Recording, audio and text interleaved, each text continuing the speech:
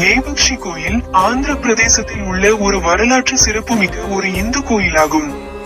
இது வீரபத்ரருக்கு அர்ப்பணிக்கப்பட்டுள்ளது. அவர் சிவபெருமானின் உக்கிர வடிவமாகும்.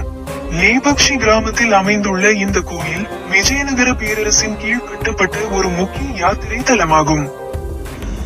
கோயிலின் வரலாறு. 1. விஜயநகர பேரரசு. லேபக்ஷி கோயில் விஜயநகர பேரரசின் காலத்தில் கட்டப்பட்டதாக கூறப்படுகிறது. 1529 முதல் 1542 வரை காலகட்டத்தில் அஜிதராயரின் ஆட்சியில் இந்த கோயில் படிப்படியாக வளர்ந்தது. 2. விருப்பண்ண நாயக்கா மற்றும் வீரண்ணா. கோயில் கர்நாடகாவை பூர்வீகமாக கொண்ட பெனுகொண்டாவில் மன்னர் அச்சுத தேவராயரின் ஆட்சியின் போது விஜயநகர பேரரசின் கீழ் ஆளுநர்களாக இருந்த விருப்பண்ண நாயக்கா மற்றும் வீரண்ணா சகோதரர்கள் கட்டியதாக கூறப்படுகிறது. 3. புராண கதை. லேபக்ஷி என்ற பெயர் ராமாயணத்துடன் தொடர்புடையதாக கூறப்படுகிறது. ராவணன் சடாயுவை இறக்கைகளை வெட்டி வீழ்த்திய இடத்தில் ராமர் லேபக்ஷி எழுந்திரு பறவை என்று கூறியதாக கூறப்படுகிறது. மற்றும் 4. சடாயு.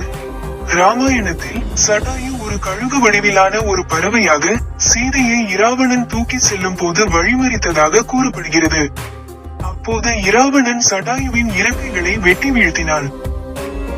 கோயிலின் சிறப்பம்சங்கள். 1. நந்தி. கோயிலின் ஒரு சிறப்பம்சம் கல்லால் செய்யப்பட்டு படுத்திருக்கும் நிலையில் நந்தி ஒன்றுள்ளது. 2. தூண்கள்.